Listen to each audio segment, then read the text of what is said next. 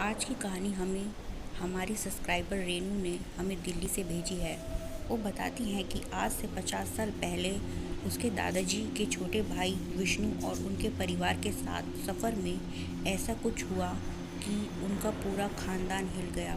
रेनू के दादाजी का भाई विष्णु अपनी बीवी और बेटे शाम के साथ अपने दोस्त की बहन की शादी में दूसरे गांव अपनी बैलगाड़ी से जा रहे थे। वहीं रास्ते के दोनों ओर आम के घने बाग थे।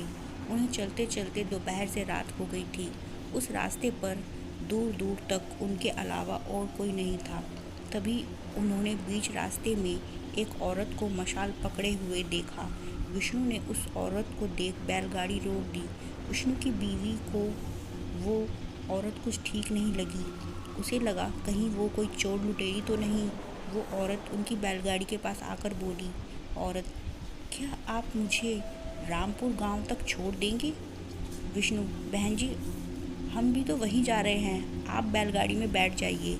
वो औरत बैलगाड़ी में पीछे विष्णु की बीवी और बेटे के साथ बैठ गई।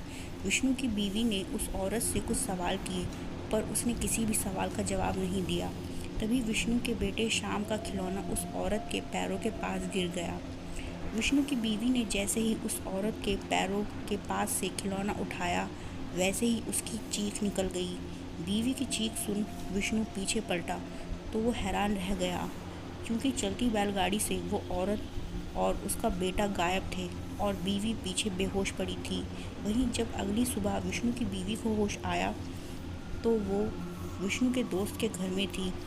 विष्णु की बीवी, वो औरत नहीं बल्कि एक डायन थी। उसके पैर उल्टे थे जो कि घूम रहे थे। वो मेरी आंखों के सामने से हमारे बेटे शाम को उठा ले गई। विष्णु, तुम चिंता मत करो, मैं शाम को ढूंढ लूँगा। तभी विष्णु के दोस्त के पिता विष्णु से बोले, पिता, बेटा, जिस रास्ते से तुम लोग आ रहे थे, रात के वक्त उस रास्ते पर एक डायन घूमती है। हमारे गांव के भी बहुत से लोग उस रास्ते से रात के वक्त गायब हो चुके हैं, जो आज तक नहीं मिले। शायद अब तुम्हें तुम्हारा बेटा कभी ना वापस मिले। लेकिन विष्णु ने उनकी बात नहीं मानी और वो अपने बेटे को ढूंढता रहा, लेकिन उनका बेटा उन्हें नहीं मिला। पर उस रास्ते से लोग रात के वक्त गायब होते रहे।